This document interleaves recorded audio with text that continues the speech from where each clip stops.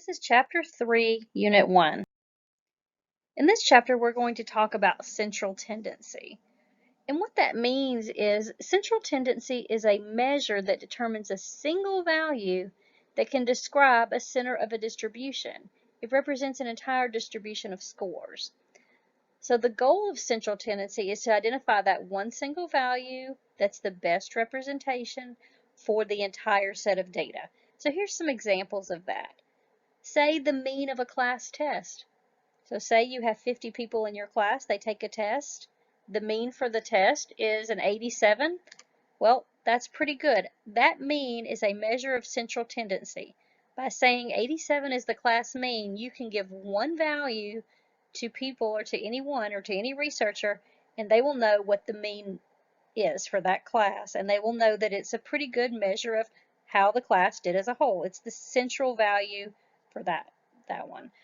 Other times we use the median, which is the middle value of a set of data. For example, when we talk about the housing market in a neighborhood, we talk about the median house value. Another time is when we might talk about the mode. The mode is when we have the most of something. So think of mode and most together. They mean the same thing. So for example, in an election poll, whatever the mode is the person who got the most votes. Therefore, central tendency serves as the descriptive statistic because it allows researchers to describe or present a set of data in a very simplified, concise form of just one number or one item in the case of descriptive data like a mode. So in addition, it's also possible to compare two or more sets of data by you compare the average score or the central tendency for each one. For example, Class A may have a final grade of 87. Class B may have a final grade average of 91. Well, that's pretty similar, right? But if you had a class that had a final grade of, say, 78 and another class that had a final grade of, say, 93, you might want to say, oh, those are kind of different from each other. Let's try to figure out why. So this is one of the reasons we use central tendency. So here's three examples that we talked about a minute ago. The first example in the distribution, you can see it's symmetrical. Scores are piled up around the middle, around x equals 5. And for this type of distribution, it's very easy to identify the center. Most people would agree that x equals 5 is a pretty good appropriate measure of central tendency. And a mean is a good central tendency for this data set. Now in the second distribution on the right there, this data is negatively skewed. Most of the scores are kind of piled up on the high end or on the right side of the graph on the higher numbers. Some might say 8's the center because you see there's 4 scores that are 8's, but that would not really be the center. That's not really the middle of the distribution. So when you have data that is skewed like this, a median would be a much better value for central tendency. You would find the middle value. So in this case, 7, 8, 9, there's 16 values. So the median would be about 8 values on the left, 8 values on the right. So if there were 8 values on the left, 3, 4, 5, the median would be about 7 for this data set. And that would be a much better measure of central tendency than the mean.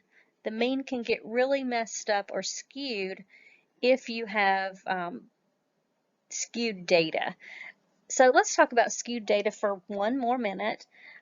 Think in terms of, like when you buy a house, and say that you're in a really good neighborhood, and say the house is average $250,000 in that neighborhood. Well, say there's one house that's just been torn to pieces. It's a wreck. You've had renters in there and they've messed everything up. Well, that house value is only like $150,000. That's $100,000 below the average price of a house in your neighborhood.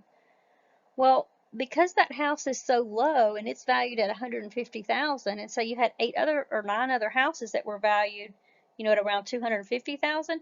If you took the mean or the average, the mean would be kind of low. The mean would probably be about maybe 220 or 230,000 for that house because that one low value pulls the whole neighborhood down.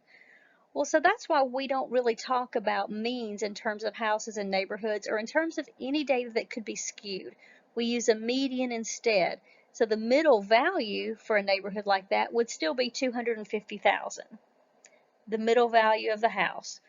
So that's why we sometimes use a median. And finally, the last diagram on the bottom right, you'll notice two distinct piles of scores. The mode is the one with the most. In this case, it has two modes. There's a mode at 2 and there's a mode at 8, because 2 and 8 each have 4 scores. So you can use a mode in terms of numbers, numerical data like this, but you can also use a mode for any type of other data that you want to ask people about. Say you wanted to know their favorite ice cream, chocolate, vanilla, or strawberry. Well, if 5 people said chocolate, 8 people said strawberry, and 10 people said vanilla, the mode would be vanilla because the most people. So think of the mode in terms of most.